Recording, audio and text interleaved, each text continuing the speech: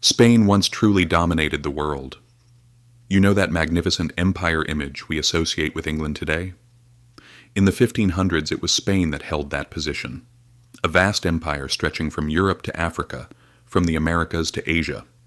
It was so large that people used to say, "The sun never sets on the Spanish Empire." The English later adopted this phrase, but the first owners of it were the Spanish. But life has a strange paradox. The richest empire in the world eventually collapsed under the weight of its own wealth. Why? Because they confused having a lot of money with being truly rich. Actually, it's a story we still see today. You know those times when a sudden flow of money comes from somewhere? Everyone suddenly feels rich, but then comes the downfall. That's exactly what happened to Spain. After 1492, when they reached the New World, they found what seemed like an endless treasure before them. The gold and silver they seized from the Aztecs and Incas was more than any European state of the time could even imagine. The mine in Potosi was so huge that they called it the mountain that eats men. Imagine, for more than 100 years, treasure ships carried wealth to Europe without stopping.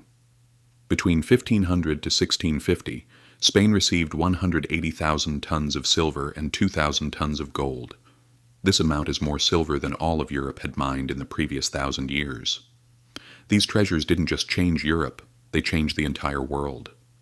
Ships leaving from Seville traveled to the Mediterranean, the Netherlands, and even across the Pacific to China, where they traded silver for silk and porcelain. In other words, the first true global trade network belonged to Spain. Meanwhile, the English colony of Jamestown was barely struggling to survive in 1607, while in Mexico City there were universities and cathedrals. St. Augustine in Florida was the first permanent European city on what is now U.S. soil. Spain wasn't just ahead. While Britain and France were not even on the stage yet, Spain had already established global dominance. But beneath all this splendor lay a major misunderstanding. Because Spain mistook treasure for wealth. Yes, they had silver, but what they did with it brought weakness, not strength. Prices soared. Even ordinary people struggled to find bread. Because when there is too much money in an economy, money loses value. It's the same today. Here's exactly where the problem began. Spain spent its gold and silver not on production, but on consumption.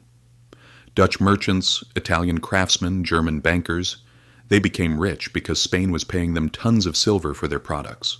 In other words, Spain raised other people's economies while sinking its own. And on top of all this were the wars. With the claim of being the protector of Catholicism, Spain constantly fought the Ottomans, the Dutch, the French, and the English. You know the Armada. Even that was financed with New World silver, and when it failed, Spain's economy got even worse. As if that weren't enough, Spain borrowed money based on the assumption that more silver would come in the future. Giant banking families like the Fuggers provided tons of credit, but if a fleet sank, was delayed, or caught by pirates, Spain would go bankrupt. And indeed, it did. 1557, 1575, 1596, 1607. 4 major bankruptcies in half a century. Pirates also became Spain's nightmare. Francis Drake, Piet Hein. All were after Spanish treasure. Even the loss of a single fleet shook Spain's economy, because the country was basically breathing through these ships. Its rivals were much smarter. England and the Netherlands invested the silver they seized into navies, trading companies, and banks. In other words, they built systems. Spain, however, only spent. In the end, the empire still looked large on the map, but it was hollow inside. Inflation, debt, wars, pirate attacks. The people were devastated. Spain had, in a sense, destroyed itself. Its rivals, on the other hand, learned from Spain's mistakes. They realized that true wealth wasn't gold or silver, but the systems that produced value. That's why England and the Netherlands rose, while Spain slowly withdrew from the stage. And the strange thing is, we still see similar things today. We think power comes when there's a lot of money, but real wealth lies in systems and production. Money can disappear in an instant. Systems endure. Spain's story actually tells us this. What we think is wealth is sometimes just an illusion. What matters is whether the foundations that sustain that wealth are solid.